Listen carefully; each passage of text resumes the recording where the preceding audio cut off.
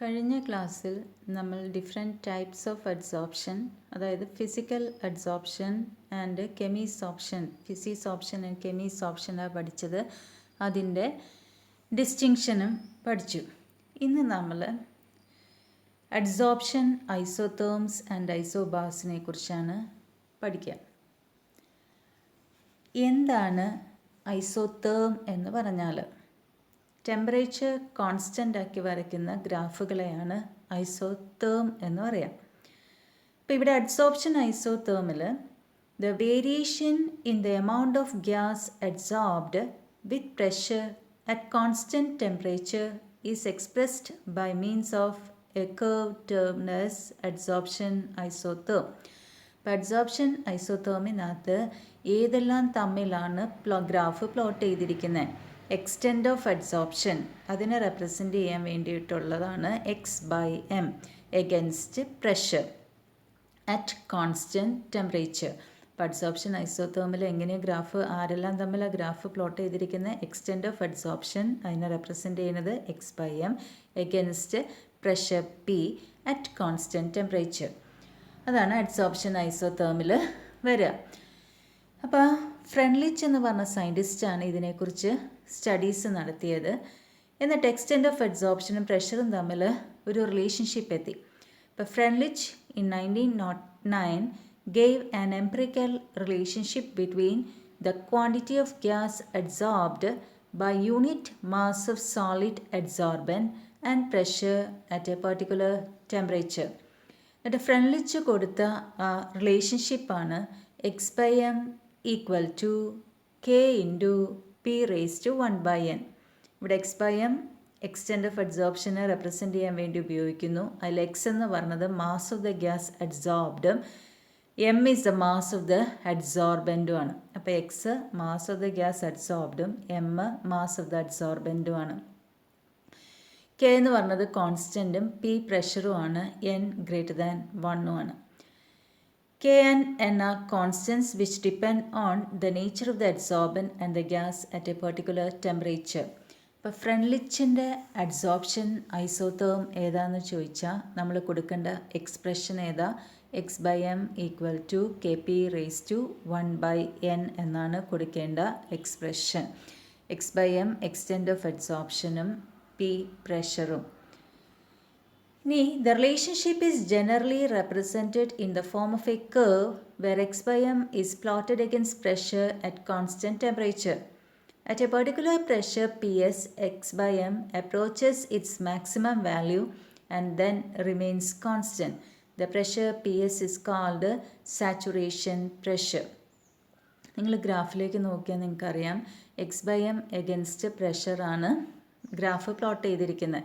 ഇപ്പോൾ ഗ്രാഫ് നോക്കുമ്പോൾ നമുക്ക് മനസ്സിലാക്കാനായിട്ട് പറ്റും the extent of adsorption increase ചെയ്തിട്ട് ഒരു പർട്ടിക്കുലർ വാല്യൂ എത്തിക്കഴിയുമ്പോൾ അത് കോൺസ്റ്റൻ്റ് ആയി പോകുന്നു. പിന്നെ ആ ഗ്രാഫ് കോൺസ്റ്റൻ്റ് ആയിട്ട് ആ ഗ്രാഫ് കാണിച്ചിരിക്കുന്നത് അതിൻ്റെ ടോപ്പ് കണ്ടോ, പി എസ് എന്ന് പറഞ്ഞ് താഴേക്ക് ഡോട്ടഡ് ലൈൻ വെച്ച് ആ പ്രഷർ പി എസ് എന്ന് പറഞ്ഞ് മാർക്ക് ചെയ്തിരിക്കുന്നത് ആ പ്രഷറിന് പറഞ്ഞ പേരാണ് സാച്ചുറേഷൻ പ്രഷർ. അപ്പോൾ നമ്മൾ ഫ്രെഡ്ലിച്ചിൻ്റെ adsorption isotherm x/m is equal to kp raise to 1/n എന്നാണ് പഠിച്ചിരിക്കുന്നത്. ഇനി അതിൻ്റെ ലോഗരിതം എടുക്കുമ്പം അതിനെ മറ്റൊരു തരത്തിൽ എക്സ്പ്രസ് ചെയ്യാൻ വേണ്ടിയിട്ട് ടേക്കിംഗ് ലോഗ് എന്ത് വരും? Log x/m is equal to log k plus 1/n log p എന്ന് വരും. ഇനി അടുത്ത ഗ്രാഫ് നമ്മൾ പ്ലോട്ട് ചെയ്തിരിക്കുന്നത് log x/m against log p ആണ്. മുകളിലത്തെ ഗ്രാഫ് x/m എഗൻസ്റ്റ് p ആ ഗ്രാഫ് പ്ലോട്ട് ചെയ്ത് ലോഗ് എടുത്തതിന് ശേഷം ഉള്ള ഗ്രാഫാണ് താഴെ കൊടുത്തിരിക്കുന്നത്. ആ ഇക്വേഷൻ നോക്കിയാൽ y equal to mx plus c formula.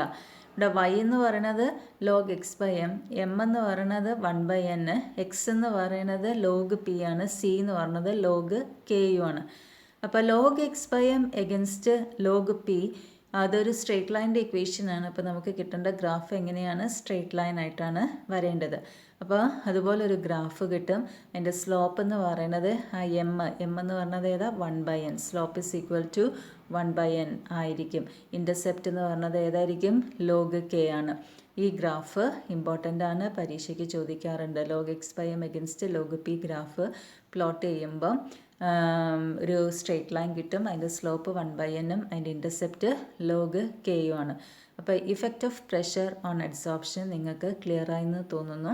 അപ്പോൾ effect of pressure on adsorption study ചെയ്ത സയൻറ്റിസ്റ്റിൻ്റെ പേര് തന്നെ ഫ്രണ്ട്ലിച്ച് ആണ്. ആ ഗ്രാഫിന് കൊടുത്ത പേര്, ആ റിലേഷൻഷിപ്പിന് എന്താ പേര് പറയുക? ഫ്രണ്ട്ലിച്ച് അഡ്സോർപ്ഷൻ ഐസോതേം എന്ന് പറയും. ആ ഗ്രാഫ് ആരെല്ലാം തമ്മിൽ പ്ലോട്ട് ചെയ്തിരിക്കുന്ന extent of adsorption x/m against പ്രഷറാണ് ഗ്രാഫ് പ്ലോട്ട് ചെയ്തിരിക്കുന്നത്.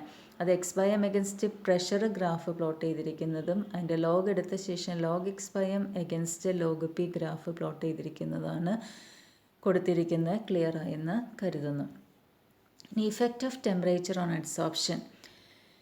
അപ്പോൾ ഇപ്പം നമ്മൾ പറഞ്ഞത് ടെമ്പറേച്ചർ കോൺസ്റ്റൻ്റ് ആയിട്ടുള്ളതാണ് ഐസോതേം. ഇനി ഇവിടെ നമ്മൾ പറയുന്നത് ഐസോബാർ. ഐസോബാർ എന്ന് പറയുമ്പം ആര് കോൺസ്റ്റൻ്റ് ആയിരിക്കും? പ്രഷർ കോൺസ്റ്റൻ്റ് ആയിരിക്കും. പ്രഷർ കോൺസ്റ്റൻ്റ് ആയിരിക്കുമ്പോൾ ഇവിടെ ആരെല്ലാം തമ്മിൽ ഗ്രാഫ് വരയ്ക്കുക? x/m എഗൻസ്റ്റ് ടെമ്പറേച്ചറാണ് ഗ്രാഫ് വരയ്ക്കുക. അപ്പോൾ ഇതിൽ ഫസ്റ്റ് ഗ്രാഫ് ഫിസിക്സ് ഓപ്ഷൻ്റെ ഗ്രാഫും സെക്കൻഡ് ഗ്രാഫ് കെമീസ് ഓപ്ഷൻ്റെ ഗ്രാഫുമാണ്. ഫിസിക്സ് ഓപ്ഷൻ്റെ കേസിൽ extent of adsorption decreases with increase in ടെമ്പറേച്ചറാണ് അല്ലേ? കുറയുമല്ല ചെയ്തിരിക്കുന്നത്. Extent of adsorption decreases with increase in temperature. പക്ഷെ കെമീസ് ഓപ്ഷൻ്റെ കേസിൽ first extent of adsorption increase ചെയ്യുന്നുണ്ട്. അതിനുശേഷം ആ പീക്ക് കഴിഞ്ഞതിന് ശേഷം ബാക്കി റൈറ്റ് സൈഡിലേക്കുള്ളത് ഫിസിക്സ് ഓപ്ഷൻ്റെ കർവ് പോലെ തന്നെയല്ലേ വന്നേക്കുന്നത്. അപ്പോൾ കെമീസ് ഓപ്ഷൻ്റെ കേസിൽ extent of adsorption first increases and then decreases. ആ ഫസ്റ്റ് ഇൻക്രീസ് ചെയ്ത് എന്തിനു വേണ്ടിയായിരുന്നു? കെമീസ് ഓപ്ഷൻ്റെ ഫിസിക്സ് ഓപ്ഷൻ്റെയും ഡിസ്റ്റിങ്ഷൻ പറഞ്ഞപ്പോൾ നമ്മൾ പറഞ്ഞായിരുന്നു ഫിസിക്സ് ഓപ്ഷന് ആക്ടിവേഷൻ എനർജി വേണ്ട, പക്ഷേ കെമീസ് ഓപ്ഷന് ആക്ടിവേഷൻ എനർജി വേണം. അപ്പോൾ അവിടുത്തെ ഫസ്റ്റ് ഇൻക്രീസ് വന്നത് എന്തിനു വേണ്ടിയായിരുന്നു? ആക്ടിവേഷൻ എനർജിക്ക് വേണ്ടിയായിരുന്നു ഫസ്റ്റ് ഇൻക്രീസ് വന്നത്. അപ്പോൾ എങ്ങനെയാണ് വരുന്നത്? As adsorption is exothermic, the magnitude of adsorption decreases with increase in temperature. എല്ലാ അഡ്സോർപ്ഷൻ റിയാക്ഷൻസും എക്സോതേർമിക് ആണ്. അതുകൊണ്ട് the extent of adsorption decreases with increase in temperature.